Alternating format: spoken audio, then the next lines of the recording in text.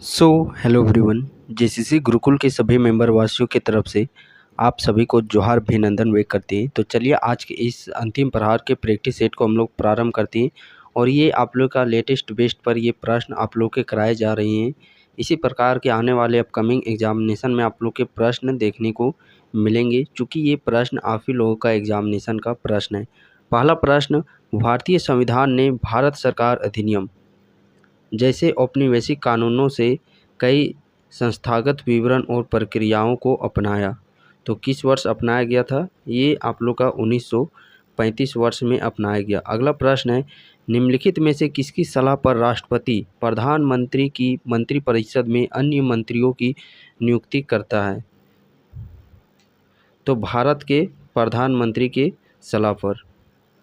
अगला प्रश्न है, निम्नलिखित में से किस वर्ष राष्ट्रीय मानवाधिकार आयोग की स्थापना की गई थी? राष्ट्रीय मानवाधिकार आयोग की स्थापना किस वर्ष की गई थी? 1993 ईस्वी में राष्ट्रीय मानवाधिकार की स्थापना 1993। निम्नलिखित में से कौन भारत के चुनाव आयुक्त की नियुक्ति करता है? तो भारत के चुनाव आयुक्त की नियुक्ति किसके द्वारा की जाती है? भारत के चुनाव आयुक्त की नियुक्ति भारत के राष्ट्रपति द प्रेसिडेंट ऑफ इंडिया के द्वारा नियुक्त की जाती है। निम्नलिखित में से किस वर्ष में सिंहली के एकमात्र आधिकारिक भाषा के रूप में मान्यता देने के लिए एक अधिनियम पारित किया गया था? तो किस वर्ष इस अधिनियम को पारित किया गया था? इस अधिनियम को 1956 ईस्वी में पारित किया गया था। अगला प्रश्न है, निम्नलिखित में से कौन सा देश मुख्य रूप से ईसाई हैं लेकिन कैथोलिक और प्रोटेस्टेंट के बीच विभाजित हैं? तो इस प्रश्न का सही आंसर हो जाता है आप लोग का क्या चीज़ सही आंसर हो जाएगा? उत्तरी आयरलैंड और नीदरलैंड दोनों। उत्तरी आयरलैंड और नीदरलैंड दोनों। अगला प्रश्न है, स्थानीय सरकारी निकायों, पंचायत और नगर पालिकाओं में खाली स्थान सीटें महिलाओं के लिए आरक्षित रहती है। स्थानीय सरकारी निकायों में, पंचायत और नगर पालिकाओं में महिलाओं का सीटों का आरक्षण कितना रहता है? 1/3। कितना रहता है? 1/3। और इसमें स्टेट का यदि बात करते हैं, राज्य में अलग अलग से यहाँ पे महिलाओं को रिजर्वेशन दिया जाता है। जैसे झारखंड, बिहार, ये सब में हम लोग बात करते हैं तो 50% पंचायती राज चुनाव में दिया गया है। अगला प्रश्न है, निम्नलिखित में से किस देश ने एकात्मक से संघीय सरकार प्रणाली में बदलाव किया है? तो वो देश कौन सा है? वो देश है आप लोग का बेल्जियम देश। अगला प्रश्न है, निम्नलिखित में से कौन सा देश महिलाओं को सार्वजनिक गतिविधियों में भाग लेने की अनुमति नहीं देता है और अल्पसंख्यकों के लिए धर्म की कोई स्वतंत्रता नहीं है? तो वो देश कौन सा है? वो देश है आप लोग का सऊदी अरब। अगला प्रश्न की ओर बढ़ते हम लोग, निम्नलिखित में से कौन सी सरकार श्रेष्ठ है क्योंकि यह नागरिकों के बीच समानता को बढ़ावा देती है और उनकी गरिमा को भी बढ़ाती है? तो इस प्रकार के हम लोग क्या चीज कहते हैं? प्रजातंत्र। इस प्रकार के शासन को क्या चीज कहा जाता है? प्रजातंत्र। अगले प्रश्न की ओर हम लोग बढ़ते हैं, निम्नलिखित में से किस संस्था ने दबाव डाला बोलिविया सरकार को अपना नियंत्रण छोड़ना होगा? नगर पालिका, जल आपूर्ति। तो इस प्रश्न का सही आंसर हो जाता है विश्व बैंक। क्या चीज़ सही आंसर हो जाएगा? World bank. अगले प्रश्न की ओर बढ़ते हैं, 1947 में भारतीय संविधान की प्रारूप समिति के अध्यक्ष निम्नलिखित में से कौन से? 1947 में जो भारतीय संविधान के प्रारूप समिति के अध्यक्ष कौन थे? तो प्रारूप समिति के अध्यक्ष थे तो वो थे BR अम्बेडकर, भीमराव अम्बेडकर। अगला प्रश्न है, इस प्रारूप समिति को हम लोग अलग अलग नामों से जानते हैं, जैसे कि मसौदा समिति के नाम से भी जाना जाता है, ड्राफ्ट कमीशन के भी नाम से जाना जाता है। सरकार करों के माध्यम से जुटाए गए धन को निम्नलिखित में से किस पर खर्च करती है? करों के माध्यम से जो धन लुटाए जाते हैं वो किस पर खर्च किया जाता है? रक्षा पर, विकास कार्यक्रम पर, और साथ ही साथ हम लोग बात करते हैं किस पर? तो प्रशासन पर, यानी कि ऑल ऑफ दिस इस प्रश्न का सही आंसर हो जाएगा। अगला प्रश्न है, निम्नलिखित में से किस देश की सेना ने गुप्त रूप से 600 लोगों को गवातानामो खाड़ी की जेल में डाल दिया था? तो वो देश कौन सा था? वो देश था आप लोग का अमेरिका देश। कौन सा देश? अमेरिका देश। कुछ प्रश्न है जो कि यहाँ पे आप लोग को देखने को मिल रहे हैं, जो कि नॉर्मल प्रश्न है, बट अधिकांश प्रश्न थोड़ा आप लोगों को डिफ़िकल्ट देखने को मिलेगा। तो डिफ़िकल्ट जो हार्ड प्रश्न है उससे आप लोगों को ज़रा सा भी डगमगाना नहीं है। जो ईजी प्रश्न है उसको पूरा प्रॉपर तरीके से आप लोग को 100% एक्यूरेसी के साथ आप टैकल कीजिए। जो हार्ड वाला सेक्शन है उसे छोड़ भी दीजिएगा। उसके अलावा जो ईजी सेक्शन है उसको आप यदि पूरे एक्यूरेसी के साथ भी यदि आप स्कोर कर रहे हैं तो आप लोग निश्चिंत रहिए, आप लोग का काफ़ी अच्छा स्कोर यहाँ पे बनने वाला है। लेकिन हाँ, उसके लिए जो ईजी प्रश्न है उसको 100% एक्यूरेसी के साथ आप लोग को चूज़ करने होंगे उनके ऑप्शन। प्रश्न है, जब यूरोपीय संघ बनाने के लिए एकजुट हुआ तो निम्नलिखित में से किस शहर को मुख्यालय के रूप में चुना गया था? तो किस शहर को मुख्यालय के रूप में चुना गया था? ब्रुसेल्स को। अगला प्रश्न है, ब्लैक पावर आंदोलन किस वर्ष में उभरा और 1975 तक चला, जो अमेरिका में नस्लवाद को समाप्त करने वाला एक अधिक उग्र नस्लवाद विरोधी आंदोलन था? तो ब्लैक पावर आंदोलन ये किस वर्ष की घटना है? 1966 ईस्वी की ये घटना है। अगले प्रश्न की ओर बढ़ते हैं, निम्नलिखित में से किस अवधारणा का उपयोग संदर्भित करने के लिए किया जाता है ऐसी व्यवस्था के लिए जो पुरुष को अधिक महत्व देती है और उन्हें महिलाओं पर अधिकार देती है? तो पितृसत्ता। क्या चीज़ सही आंसर हो जाएगा? पितृसत्ता। अगला प्रश्न है, विश्व के 193 देशों में से लगभग कितने देशों ने संघीय राजनीतिक व्यवस्था है? 193 देश। विश्व में तो ऐसी अभी हम लोग बात करते हैं 195 देश, बट देखिए यहाँ पे 193 देशों में कितने देशों में संघीय राजनीति व्यवस्था, कौन सी व्यवस्था? संघीय राजनीति व्यवस्था। तो 25 देशों में, 195 देश में से 25 देशों में संघीय व्यवस्था। अगला प्रश्न है, निम्नलिखित में से कौन सा एक ऐतिहासिक कानून है हमारी संसद द्वारा पारित? इस अधिनियम के तहत नागरिक सरकारी कार्यालयों से विभिन्न से संबंधित जानकारी मांग सकते हैं। तो इस प्रश्न का सही आंसर हो जाएगा आरटीआई एक्ट 2005। अगले प्रश्न की ओर बढ़ते, प्रश्न क्या है, भारत में मतदान के लिए न्यूनतम आयु क्या है? मतदान के लिए न्यूनतम आयु भारत में कितना वर्ष है? 18 वर्ष। अगला प्रश्न है, गिलोटिन को निम्नलिखित में से किससे संबंधित किया जाता है? किसको? गिलोटिन को। तो किससे संदर्भित किया जाता है? ये आप लोग का संदर्भित किया जाता है एक उपकरण जिसमें दो होते हैं डंडे और ब्लेड, जिससे किसी व्यक्ति का सिर काटा जा सकता है। अगला प्रश्न है, निम्नलिखित में से किस वर्ष में रूस में सोशलिस्ट रिवॉल्यूशनरी पार्टी का गठन किया गया था? रूस में सोशलिस्ट रिवॉल्यूशन पार्टी का, तो इसका गठन किस वर्ष किया गया था? 1900 ईस्वी में। निम्नलिखित में से किस अर्थशास्त्री को हिटलर ने आर्थिक सुधार की जिम्मेदारी सौंपी थी? किस अर्थशास्त्री को हिटलर ने आर्थिक सुधार की जिम्मेदारी सौंपी थी? तो इस प्रश्न का सही आंसर क्या चीज़ हो जाएगा? हजलमर स्किचट। अगले प्रश्न की ओर बढ़ते हैं, निम्नलिखित में से किस वर्ष में भारतीय वन सेवा की स्थापना की गई थी? भारतीय वन सेवा की स्थापना किस वर्ष की गई थी? 1864 ईस्वी में की गई थी। निम्नलिखित में से कौन सी पहली महान क्रांति थी जिसने अपने मूल शब्दों स्वतंत्रता, समानता और बंधुत्व के लिए राष्ट्रवाद का स्पष्ट विचार दिया था? तो वो क्रांति कौन थी? वो क्रांति आप लोगों का थी फ्रेंच क्रांति। अगला प्रश्न है, जवाहरलाल नेहरू की अध्यक्षता में 1929 के लाहौर कांग्रेस सत्र में निम्नलिखित में से किसकी मांग को औपचारिक रूप दिया गया था? 1929 में। तो 1929 में जो मांग किस पर जोर दिया गया था? पूर्ण स्वराज की मांग को लेकर के।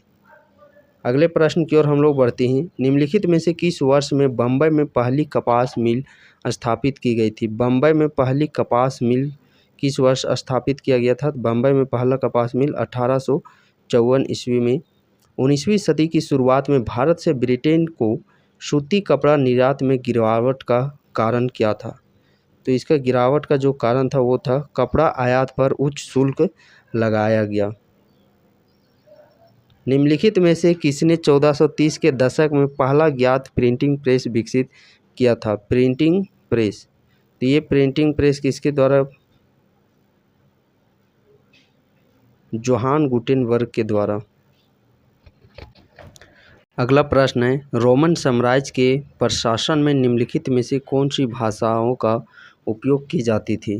तो इनमें से कौन सी भाषाओं का उपयोग किया जाता था? ग्रीक और लैटिन, इन दोनों भाषाओं का, ग्रीक और लैटिन दोनों भाषाओं का। अगला प्रश्न है, निम्नलिखित में से कौन सा शहर 2000 ईसा पूर्व के बाद मेसोपोटामिया की सहा राजधानी के रूप में विकसित हुई? तो कौन सी क्षेत्र था? वो था मारी क्षेत्र। अगले प्रश्न की ओर बढ़ते हैं। चंगेज खान ने निसापुर को लूटने और नष्ट करने की आदेश क्यों दिया था? इसके पीछे का मुख्य जो कारण था, वो कारण था एक मंगोल राजकुमार की हत्या के प्रसिद्ध शोध में। अगला प्रश्न है, यूरोपीय महाद्वीप के सबसे पुराने विश्वविद्यालय निम्नलिखित में से किस देश में स्थापित किए गए थे? यूरोपीय महाद्वीप के सबसे पुराने विश्वविद्यालय इनमें से कहाँ पे स्थापित किया गया था? तो इटली में। अगला प्रश्न है, कैथोलिक चर्च कानूनों के अनुसार निम्नलिखित में से किसे पुजारी बनने पर प्रतिबंध लगा दिया गया था? तो पुजारी बनने पर प्रतिबंध लगाया गया था दास, औरतों को, साथ ही साथ शारीरिक रूप से विकलांग व्यक्ति, यानी कि इन सभी को। अगले प्रश्न की ओर बढ़ते हैं। निम्नलिखित में से किस वर्ष में मूल निवासियों के मौजूदा आदिवासी और संधि अधिकारों को स्वीकार करते हुए अमेरिकी संवैधानिक अधिनियम पारित किया गया था? तो किस वर्ष इसे पारित किया गया था? 1982 ईस्वी में पारित किया गया था। अगले प्रश्न की ओर बढ़ते, हड़प्पा के शहरों में सड़कें लगभग पैटर्न क्या बनाई गई है? हड़प्पा के शहरों में किस पैटर्न की सड़कें बनाई गई है? हड़प्पा के शहरों में यदि हम लोग बात करते हैं तो ग्रिड पैटर्न की। किस प्रकार? ग्रिड पैटर्न की। अगला प्रश्न है, हरिसेन खालिस्तान के दरबारी थे। हरिसेन किसके दरबारी थे? तो हरिसेन समुद्रगुप्त के दरबारी थे। मध्य एशिया से आए शंकों को ब्राह्मणों द्वारा खालिस्तान माना जाता था। तो ब्राह्मणों द्वारा क्या चीज़ माना जाता था? म्लेच्छ माना जाता था। अगला प्रश्न है, अजंता के चित्र मुख्य रूप से खालिस्तान कथाओं की कहानियों का चित्रण करते हैं। तो किसके कहानियों का चित्रण किया जाता है? जातक की कहानियों का चित्रण किया जाता है। अगले प्रश्न की ओर हम लोग बढ़ते हैं। निम्नलिखित में से कौन सी पुस्तक इब्न बतूता द्वारा अरबी में लिखी गई है? तो इब्न बतूता की कौन सी पुस्तक है जो कि अरबी लिपि में लिखी गई है? वो पुस्तक है रिहला पुस्तक। कौन सा पुस्तक? रिहला। निम्नलिखित में से किसे वैदिक शिक्षा से बाहर रखा गया है? वैदिक शिक्षा से बाहर किसे रखा गया है? महिला और शूद्रों, इन दोनों को वैदिक शिक्षा से बाहर रखा गया है। कृष्ण देव राय निम्नलिखित में से किस राजवंश से संबंधित थे? कृष्ण देव राय इनमें से किस राजवंश से संबंधित रखने वाले थे? कृष्ण ये तुलुवा वंश से, किस वंश से संबंधित रखने वाले थे? तुलुवा वंश से। ओटोमन साम्राज्य का था। ओटोमन साम्राज्य किस देश का था? तो ओटोमन साम्राज्य है ये आप लोग का टर्की का था। अगला प्रश्न है, वाजिद अली शाह खालिस्तान के नवाब थे। वाजिद अली शाह ये कहाँ के नवाब थे? तो अवध के नवाब थे। निम्नलिखित में से किस वर्ष में महात्मा गांधी ने असहयोग आंदोलन बंद कर दिया था? असहयोग आंदोलन किस वर्ष बंद किए थे? तो 1922 ईस्वी में असहयोग आंदोलन को महात्मा गांधी के द्वारा बंद कर दिया गया था। अगले प्रश्न की ओर बढ़ते हैं। इटली में 1815 के बाद निम्नलिखित में से किसने राजशाही को उखाड़ फेंकने के लिए क्रांति लाने की साजिश रची थी? तो ये साजिश किसके द्वारा रची गई थी? ये साजिश ग्यूसेप माज़िनी के द्वारा रची गई थी। किस सांसद को रिच अस्टेक के नाम से भी जाना जाता है? रिच अस्टेक के नाम से किसे जाना जाता है? तो जर्मन के संसद को। औपनिवेशिक काल के दौरान अंग्रेजों ने निम्नलिखित में से किस फसल के उत्पादन में प्रोत्साहित किया था? तो कपास, चीनी, जूट, यानी कि ऑल ऑफ दिस, ये सभी फसलों के उत्पादन में। छोटा नागपुर क्षेत्र में मुंडावल और संथालों द्वारा निम्नलिखित में से किस पेड़ की पूजा की जाती है? छोटा नागपुर क्षेत्र में तो किस पेड़ की पूजा की जाती है? महुआ पेड़ की पूजा की जाती है। निम्नलिखित में से किस नदी को बंगाल का शोक कहा जाता है?